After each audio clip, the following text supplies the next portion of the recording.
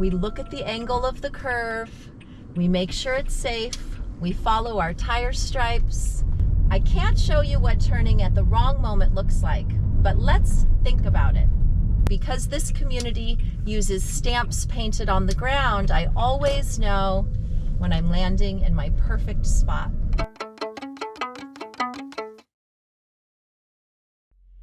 Hey, this is Jacqueline, and for the next few minutes, we are going to work on a very specific skill, making tight right turns. Depending on the width of the street that you're driving on, when you make a right turn, your right turn might feel like you're rounding a wide corner. It might feel like you're rounding a tight corner. And it might feel like you have to make a 90-degree turn around a really sharp angle. So we're going to talk about different kinds of right turns and how you can use precise steering and your observation skills to make sure that you don't accidentally cut any corners and go over a curb. I love this neighborhood because it's painted very clearly with limit lines and tire stripes and lots of great road signs so that we know what's expected of us when we're making our maneuvers.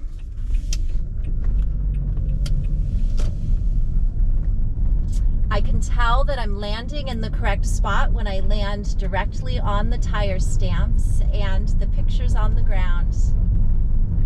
And I'm going to practice that as I make this next right turn. I have to look at the ground, I have to look at the angle of the curb, and I have the white lines to help guide me. So I can turn the corner and end up in perfect position in my lane, but not too close to those parked cars.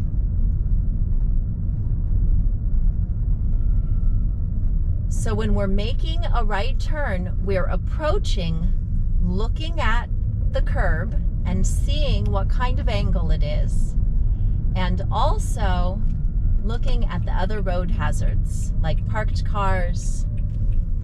Here I approach my right turn with a slight curve that matches the angle of the road. I make sure it's safe, and I want to come in tight close to this white car.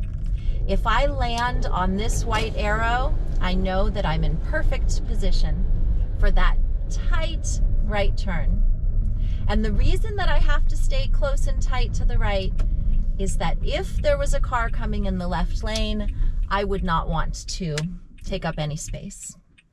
From this position, I make sure that the sidewalk crossing is clear. I've turned my wheel to the right to match the angle of the corner. I creep out to my second limit line. And again, I've got a stamp on the ground. If I land perfectly positioned on the stamp, I know I've made my right turn tight enough to land in my lane, but not too tight. I didn't want to be any closer to the parked cars. Now I'm going to make quite a tight left turn. I have a concrete barrier and a large mail truck. But if I turn my wheel precisely, I land in perfect position. And again, because this community uses stamps painted on the ground, I always know when I'm landing in my perfect spot. We're going to continue forward, and we're going to find some narrower roads and work on making even tighter right turns. I'm going to turn right onto this one-way street, and I can see as soon as I turn that the curbs on both sides are painted red, and that means caution. I see that it's a narrow two-way road, and because it's not a through street, I'm not surprised that I'm going to have to make a pretty tight turn at the end here. So I need to turn at just the right moment to avoid hitting parked cars and the curb. And I really want to maximize my use of the space. I'm aware of what I can't see at the front right corner. And I can see from the black stripes along the red curb that some other folks haven't been as careful as we're being. But when we think about the length of the car, our tight steering, and our slow speed, we can go around tight corners without bumping into anything.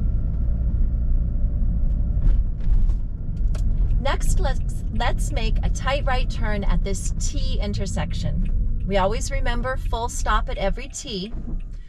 We look at the front corner and we can see it's quite a tight turn. We follow the road directions and go out on the stripes to make a second look from our visibility point, and we have an arrow to land on. We make sure that our mirror passes the curb so that when we start our turn, our tires will wrap around the curb instead of accidentally cutting over. And again, precise maneuvers we do with really slow speed and intention to our direction. I'm going to use the same marker, the second limit line, for my visibility point. This tight right turn, I have to land between the yellow line and the parked car, right on top of the bike symbol. And then I have to straighten out and return to my speed limit. So I hope you're getting the feeling that tight right turns are something that you do very slowly. You read the road, you look at the curve of the curb, and you make sure that you turn at exactly the right moment. I can't show you what turning at the wrong moment looks like, but let's think about it. If you were at a corner and you turned too early, you'd cross over the corner with your tires, and that bump would not feel good. If you turned too wide, you would go out into the oncoming lane, and that also wouldn't feel good. The only kind of right turn that feels good is the kind that drops you directly into your lane, taking up exactly the amount of space that's allotted to your car. Let's make a right turn here. Hugging the curb, staying close to the right side, but not too close. We don't want to bump the curb. And our slow speed is the perfect match to enter this narrow 2-lane road. And we'll make a right turn to exit. Of course, because it's a T, we're going to do a full stop, because we do a full stop at every T. Our first priority is to check the sidewalk and make sure that there's no pedestrians. Then we creep out for our best visibility. We make sure that our right mirror is lined up with the red curb, and that's how we know it's the perfect position to start wrapping around the corner. And when we turn at the perfect position, we end up in our lane, within our boundary line, and not too close to the parked cars. And that is our goal for our tight right turns. And we're going to head toward one more spot where we're going to have a really narrow road, and we're going to have to make a really precise, tight right turn.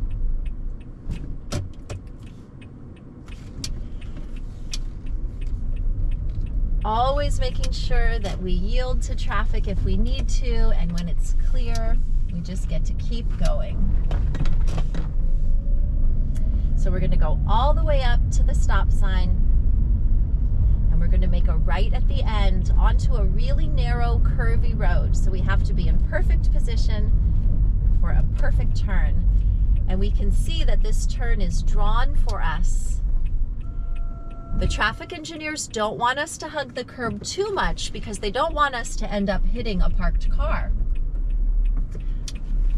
And so even though it's a tight right, they ask us to go a little further out before we initiate our turn. And you can see how that popped us out in our perfect position.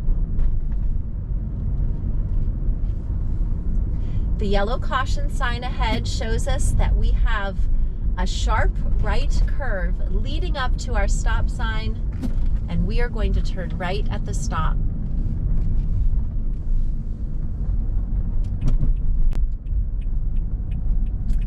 And as we approach, we do our good work.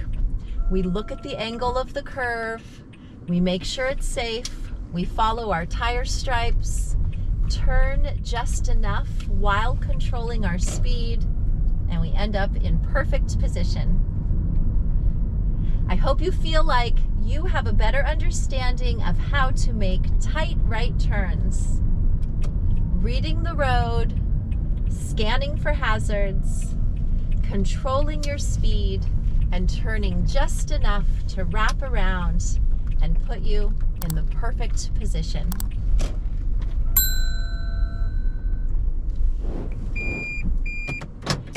Thank you for spending this time working out how to do perfect, tight right turns. Have a good rest of your day and keep practicing. Take care.